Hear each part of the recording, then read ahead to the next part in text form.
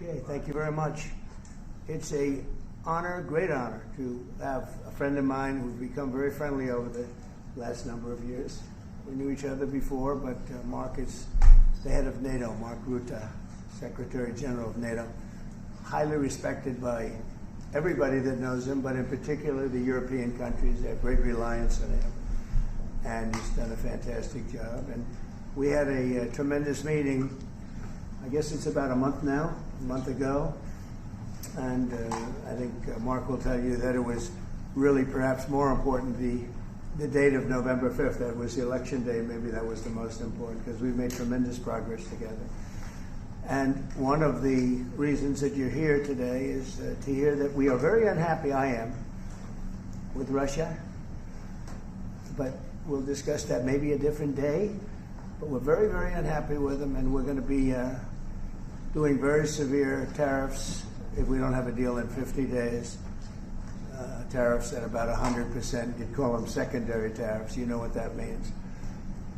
But today we're going to talk about something else. And as you know, we've spent $350 billion approximately on this war with Russia and Ukraine, and would like to see it end. It wasn't my war, it was Biden's war. It's not my war. I'm trying to get you out of it. And we want to see it end. And I'm disappointed in President Putin, because I thought we would have had a deal 2 months ago, but it doesn't seem to get there. So based on that, we're going to be doing secondary tariffs if we don't have a deal in 50 days. It's very simple. And they'll be at 100%. And that's the way it is. That can be more simple. It's just the way it is. I hope we don't have to do it. But regardless, we are going to be, we make the greatest military equipment in the world, whether it's missiles. You saw that recently in Iran, the way those planes flew in. They had every single, 14 bombs hit every target. Then you had the helicopters shoot a total of 30 bombs, 30 missiles, and they hit every single, Marco, is that right? Every single piece, every single target. And it was, I guess, on a scale of 0 to 10, they say it was about a 15. That's how successful it was. That's how lethal it was, a word they like to use nowadays. But it was an amazing, well-organized attack that people in this country wanted to do for 24 years. You know, when we had the pilots in last week, they were saying, "Sir, we've been practicing this for 24 years," meaning people, not them, but other people that are a little older now. But they too, and you were the one that let us do it. But we've been practicing it 3 to 4 times a year for 22, 24 years, because they always knew they had to stop Iran from doing what they were doing, which is trying to come up with a nuclear weapon, a nuclear bomb. And we did it very successfully. And we make the best equipment, the best missiles, the best of everything. The European nations know that. And we've made a deal today, and I'm going to have Mark speak about it, but we've made a deal today where we are going to be sending them weapons, and they're going to be paying for them. The United States will not be having any payment made. We're not buying it, but we will manufacture it, and they're going to be paying for it. Our last meeting of a month ago was very successful in that they agreed to 5%, which is more than $1 trillion a year, so they have a lot of money. And these are wealthy nations. They have a lot of money, and they want to do it. They feel very strongly about it, and we feel strongly about it, too. But we're in for a lot of money, and we don't want to do anymore. And we can't. But we make the best, and we're going to be sending the best to NATO, and in some cases to maybe, at Mark's suggestion, if we go to Germany, where they're going to send early on missiles, and they'll be replaced, and NATO is going to take care of it. It's going to be coordinated by NATO, and they're going to work very much with Matt Whitaker, who's right here, who's a great ambassador, and Matt's going to be coordinating. You better do a good job, Matt. I will. But Matt's going to coordinate. He's a very talented guy. He's going to coordinate everything. So in a nutshell, we're going to make top-of-the-line weapons, and they'll be sent to NATO. NATO may choose to have certain of them sent to other countries where we can get a little additional speed, where the country will release something and it'll be mostly in the form of a replacement. And I'd like to have Mark, and again, just a highly respected, pretty young guy. pretty young guy for having had the career that he's had, because he had an amazing career before going to NATO. So and we spent a lot of time together over the last couple of months. And if you could say a few words. Absolutely. No, Mr. President, dear Donald, this is really big. This is really big. You called me on Thursday that you had taken a decision. And the decision is that you want Ukraine what it needs to have to maintain, to be able to defend itself against Russia, but you do want the Europeans to pay for it, which is totally logical. And this is building on the tremendous success of the NATO summit. The 5%, but also the decision to keep Ukraine strong and the decision to increase our defense industrial production. So based on that, that was Europe stepping up. This is again Europeans stepping up. So I've been in contact with many countries. I can tell you that at this moment, Germany massively, but also Finland and Denmark and Sweden and Norway, the United Kingdom, the Netherlands, Canada, they all want to be part of this. And this is only the first wave. There will be more. So what we will do is work through the NATO systems to make sure that we know what Ukrainians need, so that we can make packages. Of course, in a way, we discussed it this morning with Pete Hegseth at the Pentagon, in a way that, of course, the US will keep on its stockpiles necessary to defend this country. That's absolutely clear. But it will mean that Ukraine can get its hands on really massive numbers of military equipment, both for air defense, but also missiles, ammunition, etc., etc. So if I was Vladimir Putin today and hear you speaking about what you were planning to do in 50 days and this announcement, I would reconsider whether I should not take negotiations about Ukraine more seriously than I was doing at the moment, if I was Vladimir Putin. But when I'm Ukraine, I think this is really great news for them. So I really want to thank you for that. And it means the Europeans paying for it. And again, I mentioned all these countries, we will deal with that. And exactly as you said, it might also mean that countries will move equipment fast into Ukraine and then the US later backfilling it because speed is of the essence here. So really, thank you. This is important. You did a great job. That's a really great job. We've been very successful in settling wars. You have India, Pakistan, you have Rwanda and the Congo. That was going on for 30 years. India, by the way, and Pakistan would have been a nuclear war within another week, the way that was going. That was going very badly. And we did that through trade. I said, we're not going to talk to you about trade unless you get this thing settled. And they did. And they were both great leaders. And they were great. But Rwanda and the Congo, that was going on for 30 years. And at least 7 million people killed, and killed with a lot of pretty rough weapons like machetes, heads chopped off, going on for many years. You couldn't even get near the countries. Nobody wanted to get near. It's so frightening. And we got that one solved. Serbia, Kosovo, got that solved. That was going to be one that was going to happen. And again, that was something I used. I use trade for a lot of things, but it's great for settling wars. That was really very important. We're working, Marco's working very hard with everybody here on the Strip, the Gaza Strip. I call it the Gaza Strip, one of the worst real estate deals ever made. They gave up the oceanfront property, one of the worst deals ever made. But it was supposed to bring peace, and it didn't bring peace. It brought the opposite. But we're doing pretty well on Gaza. Steve Witkoff is here, and I think we could have something fairly soon to talk about. And we solved another one, that we just seem to have, Armenia and Azerbaijan. It looks like that's going to come to a conclusion, successful conclusion. We worked on Egypt with a next-door neighbor who is a good neighbor. They're friends of mine, but they happened to build a dam which closed up water going into a thing called the Nile. I think if I'm Egypt, I want to have water in the Nile, and we're working on that one. It's a problem, but it's going to get solved. They built one of the biggest dams in the world, a little bit outside of Egypt. You know about that. You've been hearing about that one. And that turned out to be a big problem. I don't know. I think the United States funded the dam. I don't know why they didn't solve the problem before they built the dam. But it's nice when the Nile River has water. It's a very important source of income and life. It's the life of Egypt. And to take that away is pretty incredible.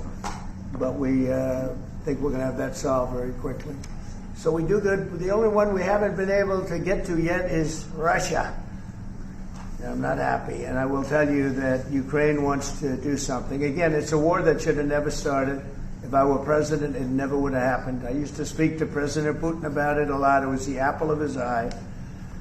But once I saw what was going on, I said, they're gonna have a war here. I was outside. Election was rigged. I was outside looking in, and I said, that thing's going to be a war. Couldn't believe it, because what Biden said was the exact opposite of what should have been said. And it started, and it's a real mess. We're losing, I guess they're losing 5,000 or 6,000 people a day. It's actually now more. I was saying 5,000 a day. It's actually more now. Mostly soldiers, but a lot of people in cities and towns that are getting blown up too. It's a horrible war, and it should be stopped. And so if it's not done, if we don't have an agreement in 50 days, that's what we're doing. Secondary tariffs, and they're biting. And I hope we don't get to the point where we do, but I've been hearing so much talk. It's all talk. It's all talk, and then missiles go into Kiev and kill 60 people. It's got to stop. It's got to stop. But the purpose of this is to say that this is a very big deal we've made. This is billions of dollars worth of military equipment is going to be purchased from the United States, going to NATO, etc. And that's going to be quickly distributed to the battlefield. Ukraine will take it up. And, say what you want about Ukraine. When the war started, they had no chance. And they still would have had no chance if the equipment, they had the best equipment, because we do make the best planes and missiles, and we make the best military equipment in the world by far. We have new things coming out that are beyond belief, and I'm very excited about the Golden Dome. It's going to give us very strong protection. We've already started that. But they had courage, because somebody has to use that equipment. And they fought with tremendous courage, and they continue to fight with tremendous courage. But they don't have, they're losing on equipment, and Russia's really taken a very positive, very, very strong, what they've done the last couple of weeks. Without military reasons. So what they are doing is 700 drones a day, missiles, bombing cities. This is not because of military goals. It is just creating panic, keeping people out of their sleeps, hitting towns. It's really terrible, and it is meaning a lot of people lose their lives, but also the infrastructure, whole cities being they're wiping out the electric. It's going to take years to rebuild it. That's going to be the next problem. Because, that's going to take a long time. Many of the cities are knocked down to the ground. Many of the people have left, but many have stayed. I don't know. They actually stay. Most have stayed. Actually, it's incredible that they stay, and knowing that a missile could be hitting your apartment house, and your apartment house that you're sitting in could collapse on top of you. And they do very heavy construction. They don't use rebar. They do very thick concrete construction. Those are heavy buildings, big buildings. And heavy buildings, and they collapse like they're made out of paper. It's unbelievable to see this happening with so many people being killed. So we think we're going to make progress, and we hope we're going to make progress. In the meantime, we're going to get you good service on what you need. And we really became friendly with NATO this last meeting. We went from 2% to 5%, which everyone said was not even a possibility. They weren't paying 2%. Many of them were paying much less than 2%. But even those, since you became president, all committed to the 2% before the summit. And now collectively they committed to the 5%. That's right, they did. And they've been very good. And I think I made a lot of friends over there. We had a couple of days of very intensive talks. And they're great people. They're leaders of countries. Many of them great countries, some of them smaller countries, but for the most part, I'd say very solid, strong countries, and very successful. Some of them are among the most successful countries in the world. So that's the story. We hope that's going to have an impact on Vladimir Putin, and we hope it's going to have an impact on Ukraine also. We want to make sure that Ukraine does what they have to do. All of a sudden they may feel emboldened, or maybe they don't want. This is a very difficult situation. Ukraine wants a peace deal. I think so. And they will stay committed to that, there's no doubt. They want this. Yeah. But the Russians have to become They have to serious. continue to want it, though. Yeah, I agree. But Yeah. we will, you and I Because will all of make a sure of sudden- that. All of a sudden they get no. You and I will make sure of that. We'll make sure. I feel confident that they will do what has to be done. Plus, we have certain parameters that both sides know, and we already know what should be done. So I think that's going to be it's going to be very strong. We want everlasting peace. Any questions, please? Yes. Thank you, Mr. President. What was the tipping point for you in making this decision? Was it a conversation with President Putin? Was it a piece of intelligence? And why are you giving 50 more days? I think I think it's a very short period of time. I think, don't forget, I've just really been involved in this for not very long. And it wasn't initial focus. This is a Biden war. This is a Democrat war, not a Republican or Trump war. This is a war that would have never happened. It shouldn't have happened. A lot of people being killed. When the final numbers come in, you're going to see a lot more people are being killed in this war than you think, than you've been writing about. It's a very deadly war. They're all bad, but this is a very deadly war. The numbers are going to be far greater. When an apartment house comes down, and they say 2 people were slightly injured. No, many people were killed. And those numbers will be at some point accurately reported. So far, they're not. It's a deadly war. I think that you're just going to see. I think you're going to see strong movement. I hope so. I hope so. And what about the secondary tariffs are very, very powerful. What about the tariffs that the Republicans in the House and the Senate have ready? Those are 500%. Sure. Why are you doing 100%? Well, the Republicans are moving very strongly in the Senate, giving us total control of it. But I'm not sure we need it, but it's certainly good that they're doing it. And Lindsey Graham's working hard. The whole John Thune, all of them, they're all working hard, and they're in coordination with Mike Johnson, Speaker in the House. And I think they've actually crafted a pretty good piece of legislation. It's probably going to pass very easily, and that includes Democrats. And there's some little tweaks, but I don't want to say I don't need it because I don't want them to waste their time. It could be very useful. We'll have to see. But we can do secondary. We're probably talking about 100% or something like that. So can you clarify We can do for me? secondary. We can do secondary tariffs without the Senate, without the House. But what they're crafting also could be very good. So are you suggesting then that the Congress should move forward with those sanctions, the 500%, and that your 100 would be a separate additional package? Yeah, I mean the 500 is, sort of meaningless after a while because at a certain point it doesn't matter. It's not going to be, it's 100. 100 is going to serve the same function. But I have it at 100%. They may have it. I don't know what they're going to end up with. They may have it at 100 too. They may have it at 500. But they're doing some good work in the House, and I think in the House and the Senate. And as you know, they're coordinated, and they can have it done quickly. They said they'll have it as quickly as I need it. So we'll see. We're talking to them. In fact, John Thune's coming over later on to talk. Did you call for it yet? Yeah, he's gonna come over. Thank you, Mr. President. Is it your view that Vladimir Putin mischaracterized his dedication to? Is it your view that Vladimir Putin did not clarify his intention to a peace deal? Well, and what happens now in the next phase? Is there? We're going to see. I mean, we're going to go for a period of time. Maybe he'll start negotiating. I think I felt, I don't know about you, Mark, but I felt that we had a deal about 4 times. Mm-hmm. And here we are, still talking about And he didn't send serious people to the negotiations. So I remember that you were able, with Marco Rubio and with Steve Witkoff, to get these talks going in Istanbul. Yep. I remember I was myself in Turkey for NATO business in May, and we really put pressure on the Ukrainians to send a senior team into Istanbul, and they did. But then the Russians came up with this historian explaining history of Russia since 1250. We thought, and I thought, we should have had a deal done a long time ago. But it just keeps going on and on and on. And every night people are dying. A lot of Russian soldiers are dying, by the way. And a lot of Ukrainian soldiers too. But a lot of Russian soldiers are dying. 100,000 Russian soldiers since 1st of January. Since January. 100,000 Russian soldiers dead since January. So if anybody in Moscow is listening to this, Again, 100,000 dead Russians since January. This is what President Putin is doing at the moment. Yeah, please. Will these be Patriot missiles specifically, or Patriot batteries that you're planning? And Everything. when do you everything. It's everything? Patriots. It's all of them. It's a full complement with the batteries. And when do you expect them to arrive in Ukraine, sir?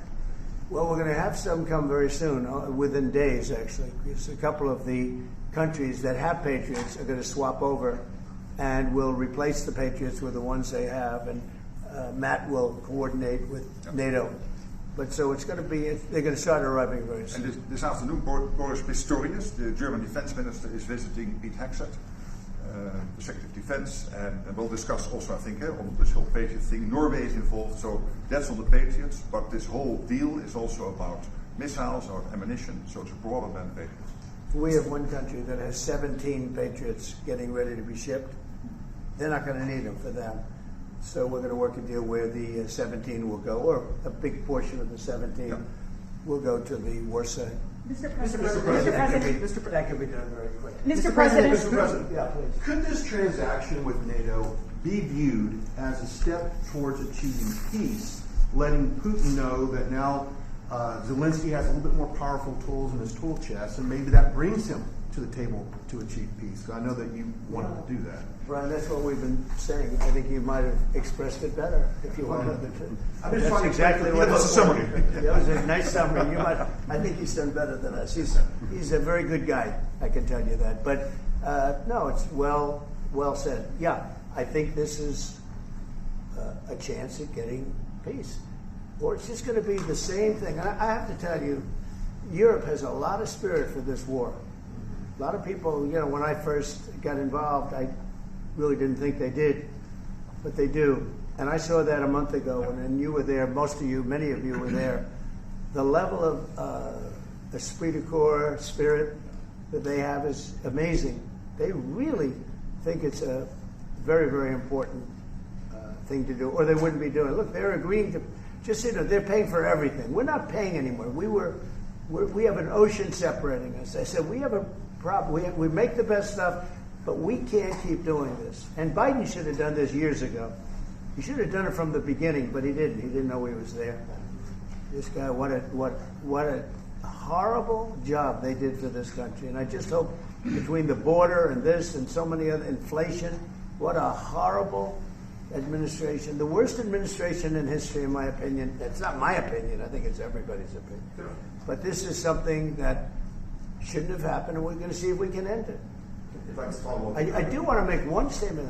Again, I said it before. This is not Trump's war. We're here to try and get it finished and settled and whatever. Because nobody wins with this. This is a loser from every standpoint. From day This one. was Biden, and this was other people. And it's a very sad. It's a very sad situation. This gentleman's doing a great job. I think he's going to get it, and Matt and everybody else that's working on it. I think you'll get this thing over with. Hopefully. Mr. President, you've praised European countries today as standing up for Ukraine, as being strong. Will you allow them to continue to negotiate tariffs lower than 30% before August 1st, or is the deal set at this point? What does that mean? You mean you're talking about the tariffs? trade, on oh, tariffs. You're back on tariffs. You're on a more friendly tariff, right? A little bit more friendly tariff. Perhaps. No, we're going to be talking to people. We have, I watched the show this morning. They were talking about, well, when's he going to make the deal? The deals are already made. The letters are the deals. The deals are made. There are no deals to make. They would like to do a different kind of a deal, and we're always open to talk. We are open to talk, including to Europe. In fact, they're coming over. They'd like to talk to us. About the U.S. stockpiles, there was a pause in delivery of weaponry to Ukraine in order to evaluate, apparently, the U.S. stockpiles. What came out of that? Evaluation. I mean, this was a very big, what we're talking about today is a very, very big day. And what Pete was doing, and me too, I knew what Pete was doing, was evaluation, because we knew this was going to happen. And now we actually announced it. They voted on it. It's all been done.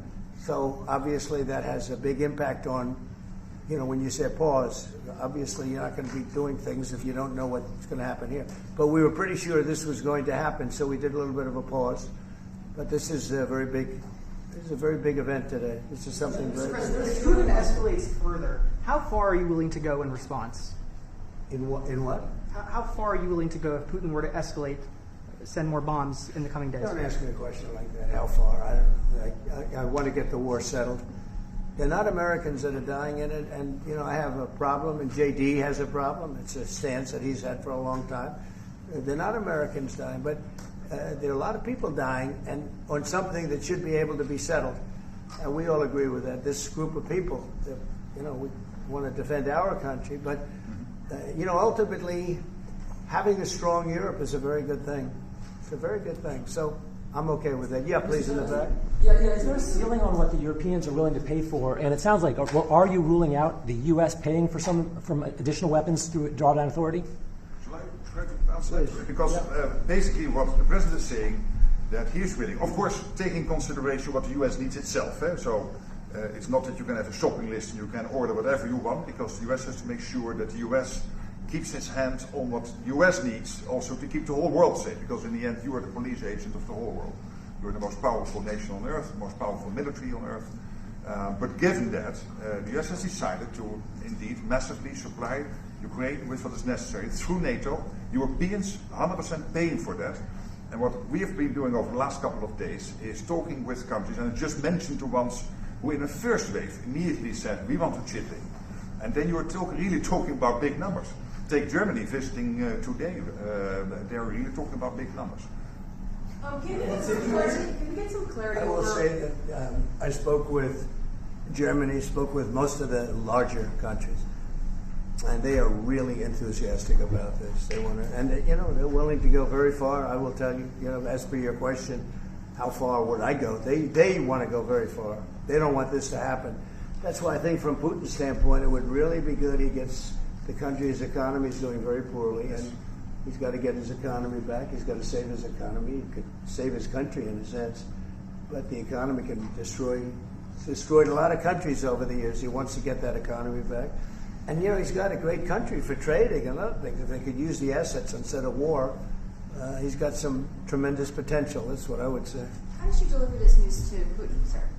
Say it? How did you tell Putin this was coming? I speak to him a lot about getting this thing done. And I always hang up and say, well, that was a nice phone call. And then missiles are launched into Kiev or some other city. And I said, it's strange. And after that happens 3 or 4 times, you say, the talk doesn't mean anything. My conversations with him are always very pleasant. They say, isn't that a very lovely conversation? And then the missiles go off that night.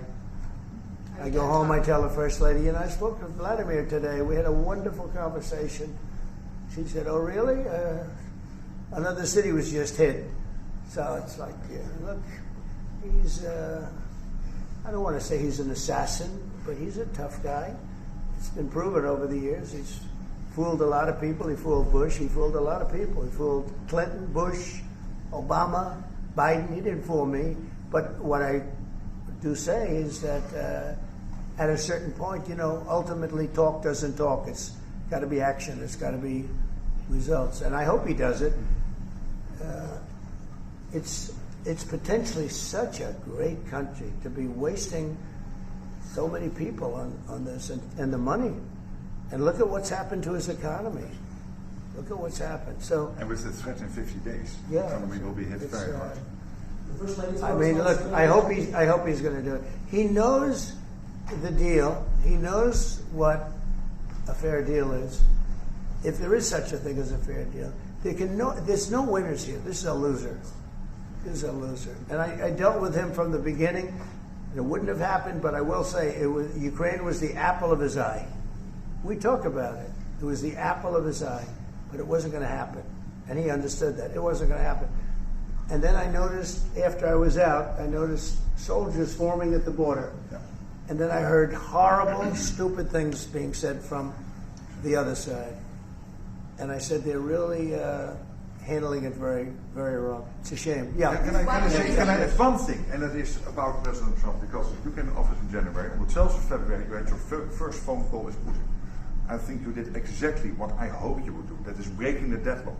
Starting the conversation, because you have to test him.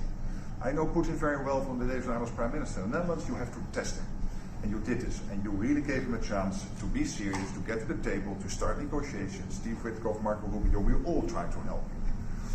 But you've now come to a point where you say, well, hey. We actually thought we had probably 4 times the deal.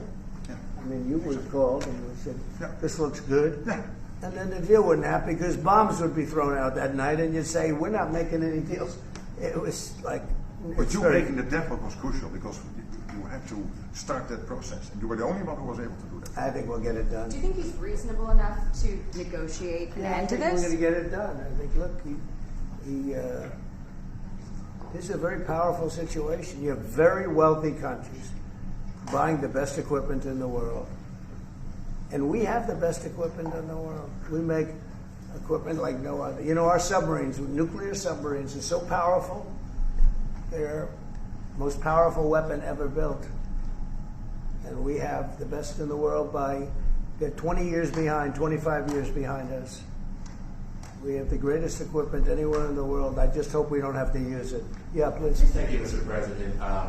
On a separate topic here, President Biden, of all people, spoke to the New York Times over the weekend. He did not speak to them on the record during his time in office at all, but he spoke to them recently. And he defended his use of the Autopen and said that he signed off on every decision. But at the same time, the Times reports that he did not individually approve each name for the categorical pardons that applied to large numbers of people. What are your take on that? Any new revelations from that? Well, I mean, you're talking about the Autopen. Look, the Autopen, I think, is maybe one of the biggest scandals that we've had in 50 to 100 years. This is a tremendous scandal. And I know the people on the other side of see that desk, that Resolute desk? Unfortunately, he used it before me. But, you know, we have our choice of 7 desks. They're all beautiful, but I chose the Resolute, and so did he, unfortunately.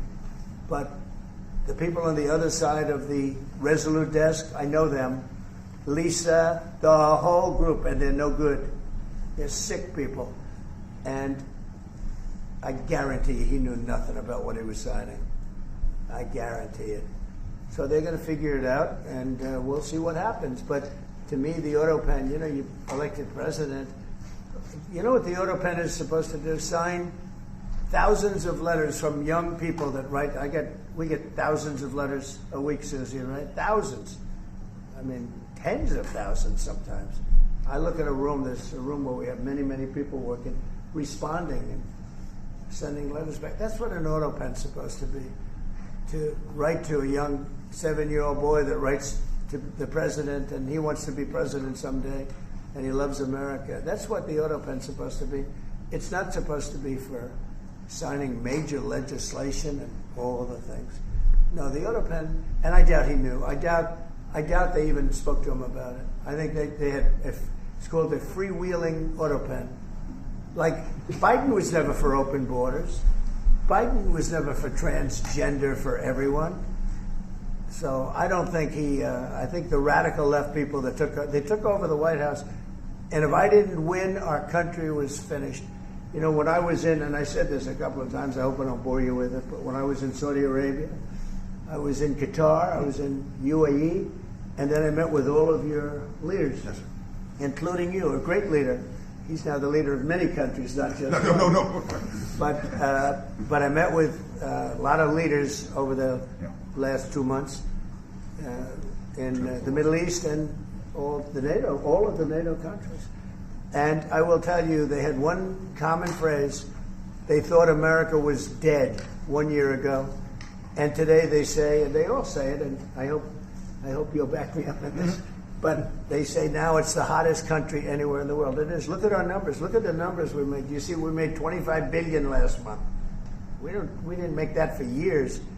The tariffs are kicking in. The economy is very strong. Even though we have a Fed person who's terrible, he doesn't know what the hell he's doing, but that's all right.